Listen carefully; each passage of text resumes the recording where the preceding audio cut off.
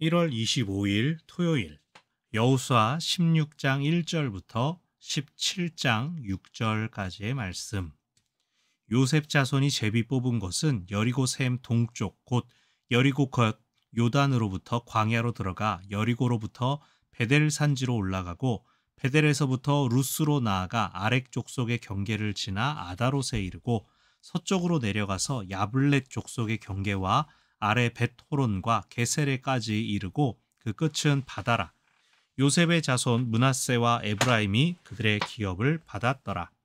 에브라임 자손이 그들의 가족대로 받은 지역은 이러하니라. 그들의 기업의 경계는 동쪽으로 아다롯 악달에서 윗 베토론에 이르고 또 서쪽으로 나아가 북쪽 믹무다에 이르고 동쪽으로 돌아 다하낫 실로에 이르러 야노아 동쪽을 지나고 야노아에서부터 아다롯과 나아라로 내려가 여리고를 만나서 요단으로 나아가고 또 답부아에서부터 서쪽으로 지나서 가나 시내에 이르나니 그 끝은 바다라. 에브라임 자손의 지파가 그들의 가족대로 받은 기업이 이러하였고 그 외에 므낫세 자손의 기업 중에서 에브라임 자손을 위하여 구분한 모든 성읍과 그 마을들도 있었더라. 그들이 게셀에 거주하는 가나안 족속을 쫓아내지 아니하였으므로 가나안 족속이 오늘까지 에브라임 가운데에 거주하며 노역하는 종이 되니라. 므낫세 지파를 위하여 제비 뽑은 것은 이러하니라. 므낫세는 요셉의 장자였고 므낫세의 장자 마길은 길르앗의 아버지라. 그는 용사였기 때문에 길르앗과 바산을 받았으므로 므낫세의 남은 자손을 위하여 그들의 가족대로 제비를 뽑았는데 그들은 곧 아비에셀의 자손과 헬렉의 자손과 아스리엘의 자손과 세겜의 자손과 헤벨의 자손과 스미다의 자손이니 그들의 가족대로 요셉의 아들 므낫세의 남자 자손들이며 헤벨의 아들 길르앗의 손자 마길의 증손 므낫세의 현손 슬로브앗은 아들이 없고 딸뿐이요 그 딸들의 이름은 말라와 노아와 호글라와 밀가와 디르사라. 그들이 제사장 엘르아살과 눈의 아들 여호수아와 지도자들 앞에 나와서 말하기를 여호와께서 모세에게 명령하사 우리 형제 중에서 우리에게 기업을 주라 하셨다 하매 여호와의 명령을 따라 그들에게 그들의 아버지 형제들 중에서 기업을 주므로 요단 동쪽 길르앗과 바산 외에 므낫세에게 10분깃이 돌아갔으니 므낫세의 여자 자손들이 그의 남자 자손들 중에서 기업을 받은 까닭이었으며 길르앗 땅은 므낫세의 남은 자손들에게 속하였더라. 아멘. 오늘 이제 유다 지파가 끝났고 다음으로 나오는 게 요셉 자손입니다. 이 순서는 단순한 크기만을 이야기하는 것은 아니고 이 에브라임 지파에서 나중에 북이스라엘 왕국이 나오기 때문이 아닐까. 그래서 여호수아도 그렇고 뒤에 사사기에서도 마찬가지로 아무래도 왕국 시대의 그 상황들이 반영이 되는 부분들이 있습니다. 그러니까 나중에 후대에 뭐 편집하고 하는 과정에서 이게 하나님의 뜻이었구나. 하나님이 이렇게 은혜를 주셨는데 못 받았구나 하는 것들이 확인이 되는 거죠. 그래서 요셉 자손이 제비를 뽑았다라고 하지만 요셉의 두 아들 므낫세와 에브라임이 각각 한 지파를 이루었기 때문에 각각의 지파, 각각의 기업으로 소개가 됩니다. 1절부터 4절은 이제 전체적인 경계를 이야기하는데 여리고 곁 요단에서부터 해서 베델 산지로 올라가고 그러니까 거의 이 가나안의 중심 부분을 받았다라고 생각하면 되겠습니다. 베델에서 루스로 나아가 베델과 루스가 이제 같은 이름이었는데 아마 뭐 새로 건축된 베델이 있고 옛 지명 루스를 쓰고 그런 차이가 있었을 거예요. 그리고 3절에 베토론과 게세레까지 이르렀다. 그 끝은 바다다라고 해서 이 요셉 자손이 요단부터 또 서쪽으로는 바다에 이르기까지 통으로 유다도 그랬죠. 요단 사해 이쪽에서부터 저쪽은 바다에 연결되도록 그러면 이제 산지부터 평지까지 쭉 다 받는 겁니다. 그랬는데 여기 요셉 지파도 그렇게 넓은 땅을 받았더라. 근데 주로 에브라임이 훨씬 크게 받았고 이쪽 요단 서편의 가나안의 므낫세 반지파는 그렇게 크게 받지는 못합니다.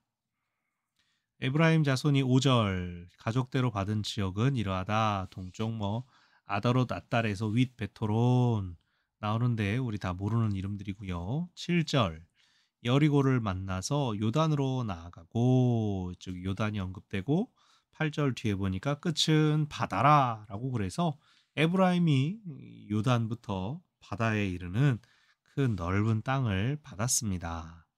에브라임 지파가 좋은 땅을 받기도 했습니다.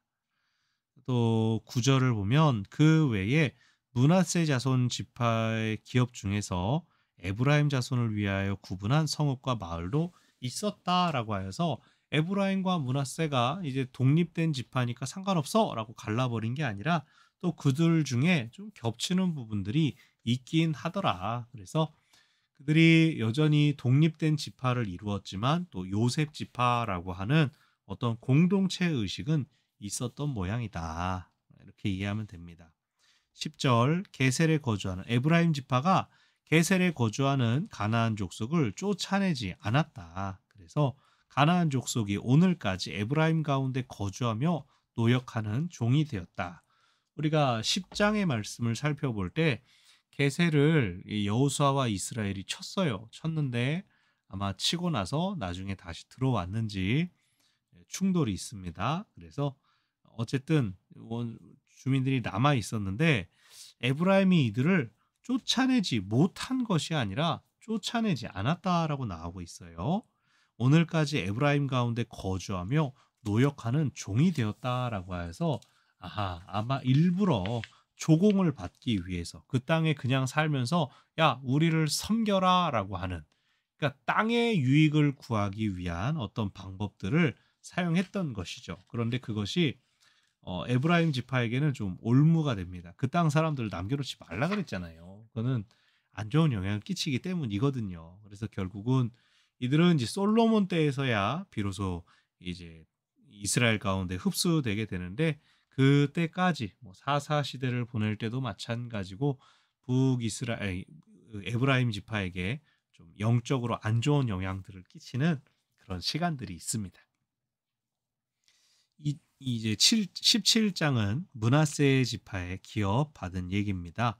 근데 므낫세 지파 기업 얘기는 이제 내일 우리가 주일날 더 살펴볼 것이고 오늘 여기서는 좀 그 분배 과정, 가족들의 이름이 많이 언급되고 있어요. 제가 며칠 전에 므낫세 반지파 요단 동편에 받을 때 이제 마길 하나 받고 나머지를 셋으로 얘기를 했는데 므낫세 아들이 넷이 아니라 7입니다. 7. 그래서 장자 마길이 가장 큰 걸 받고 또 여기 1절 보니까 용사였다. 그래서 길르앗과 바산을 받았다. 요단 동편 지역입니다. 마길, 장자 마길은 요단 동편 지역에서 길르앗을 받았어요. 그러면서 길르앗의 아버지다라는 표현이죠. 그러니까 이게 사람 이름이라서 거기다가 길르앗이라고 이름을 지어 놓은 것인지 이거는 좀 엎치락뒤치락합니다. 어쨌든 길르앗도 길르앗에 산다.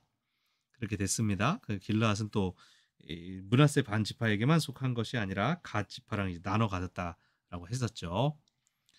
그리고 남은 가족을 위하여 이제 요단 서편 땅에 온 므낫세 반지파를 위하여 뽑는데 여기 이제 이름이 6명의 이름이 나오는 겁니다. 아비에셀, 헬렉, 아스리엘, 세겜, 헤벨, 스미다. 그래서 므낫세 아들이 7명이었는데 제일 센 용사 마길은 요단 동편에 나머지는 이쪽이었구나. 근데 남은 사람들 이름은 아무리 들어도 저도 처음 보는 것 같은 기분.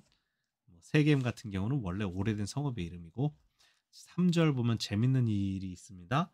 헤벨의 아들 길르앗의 손자 마길의 증손인 므낫세의 현손 슬로브앗은 요단 동편으로 간 것 같진 않아요. 그래서 그들은 이제 슬로브앗의 딸들이 기업을 받았다. 근데 이 사람들은 여자였지 않습니까? 남자들이 가장이 되고 남자들이 기업을 받는데 이 딸들로서 땅을 받게 됩니다. 민수기 27장에 나오게 돼요. 그래서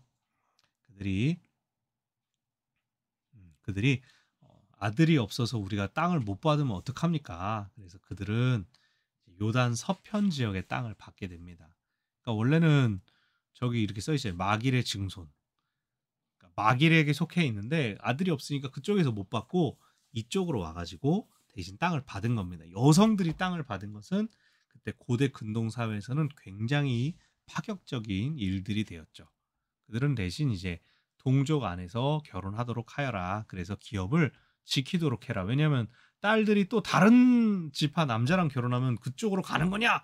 이런 문제들이 있었기 때문에 그 지파의 땅이 줄어들기 때문에 그렇게 하지 아니하고 5절에서 말하는 것처럼 요단 동편 땅 외에 추가적으로 므낫세에게 10분깃이 돌아갔다. 이것은 요단 서편에서 슬로브앗의 네 딸이 땅을 받았기 때문이다 라고 하는 얘기가 잠깐 언급이 되고, 내일 본문에서 또 므낫세 지파가 어디를 받고 뭐 어디를 받고 뭐 또 불만이 있고 뭐 여러 이야기가 또 나오게 됩니다.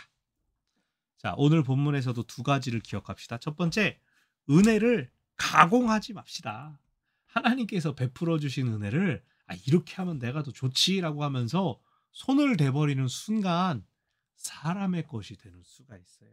사람의 욕심이 개입되면서 야, 역시 이건 내가 이렇게 했어야지, 자기 의를 드러내는 것이 될 수가 있습니다. 에브라임 어땠습니까? 그 할아버지 야곱에게 이제 복을 받았잖아요. 야곱이 손 엇갈려 얹어가지고 동생이 더 잘 될 거야. 자기도 형보다 잘 됐으니까 동생이 더 잘 될 거야.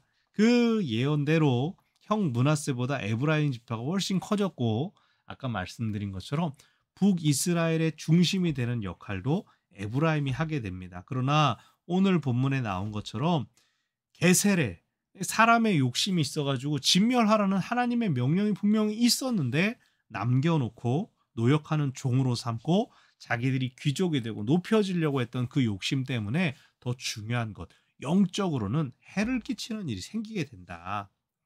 어떻게 됐습니까? 에브라임에 의해서 북이스라엘이 세워졌지만 그 가운데 선한 왕이 나오질 않습니다. 악한 왕들이 혼란스러운 왕조를 이어가다가 남유다보다 먼저 멸망하고 말죠. 에브라임이 혼자 북이스라엘 세운 것도 아니고 10개 지파를 규합을 했는데 그걸 하나님 뜻대로 온전히 이끌어가지 못하고 망하게 됩니다.